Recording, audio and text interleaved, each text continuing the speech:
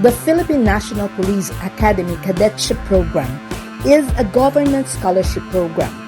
It is a 4-year education and training program leading to the Bachelor of Science in Public Safety degree.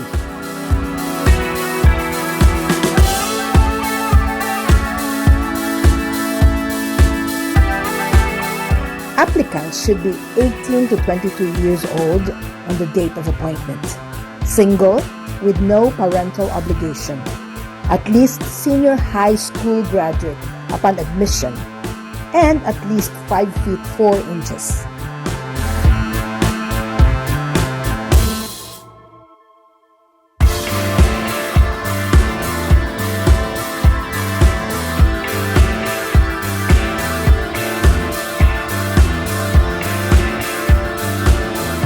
PNPA is the police counterpart of the Philippine Military Academy, or PMA, whose cadets become second lieutenants upon graduation.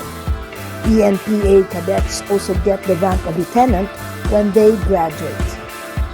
According to PNPA official Facebook page, 26,509 cadet aspirants flock to different testing centers across the country to pursue their dreams. Cadets are receiving monthly pay and allowances amounting to 35,000, which is equivalent to a salary of an SPO4 or Police Executive Master Sergeant.